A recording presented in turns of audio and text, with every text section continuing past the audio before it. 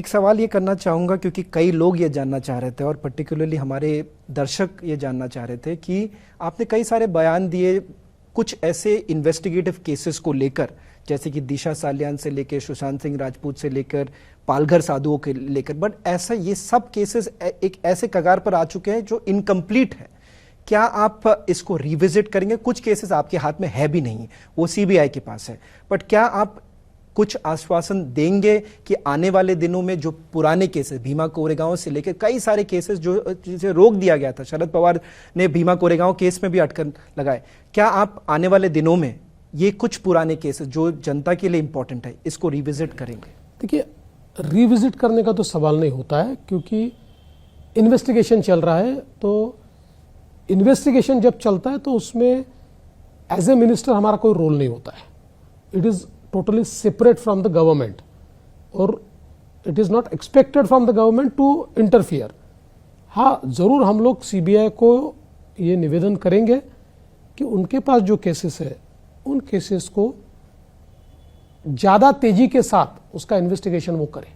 क्या एक तरह से रुकावट लाने की कोशिश की गई थी महाविकास अघाड़ी ने, क्योंकि कई सारे ऐसे केसेस थे? मूल रूप से क्या हुआ है कि इसमें उन्होंने रुकावट तो लाई और साथ साथ सीबीआई के पास ये केसेस लेट गई, उन्होंने रोक कर रखी थी।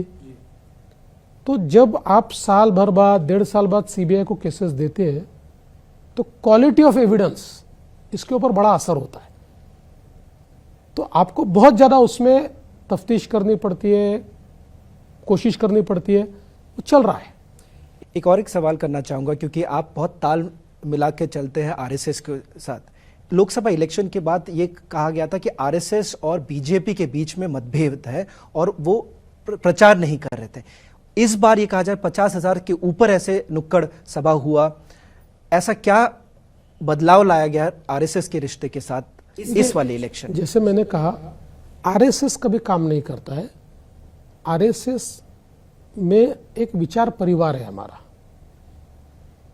आरएसएस के विचारों से प्रेरित होकर समाज के अलग अलग क्षेत्रों में काम करने वाली संगठनाएं हैं। मजदूरों के क्षेत्र में, युवाओं के क्षेत्र में, इतिहास के क्षेत्र में, साइंस के क्षेत्र में, कला के क्षेत्र में, सारे क्षेत्रों में अलग अलग संस्थाएं चलती है जो अपने अपने क्षेत्र में अच्छा काम करने का प्रयास करती है। हमने इस बार ये जो सारी ऑर्गेनाइजेशंस थी इनको ये निवेदन किया था कि एनार्किस्ट ताकतों के खिलाफ नेशनलिस्ट ताकतें अगर नहीं उतरेगी तो एनार्किस्ट ताकतें हमारे समाज को तहस नहस करेगी। और इस कॉल को समझते हुए, अपनी जिम्मेदारी को समझते हुए नेशनलिस्ट ताकतें सारी एकत्रित हुई। हमारा कोई रोल नहीं है। उन्होंने स्वयं इस चैलेंज को समझा, इस चुनौती को समझा और अपने आंग पर लेकर उन्होंने इस प्रकार से लोगों में जागृति की कि हमें नेशनलिस्ट फोर्सेस चाहिए, हमको एनार्किस्ट फोर्सेस नहीं चाहिए।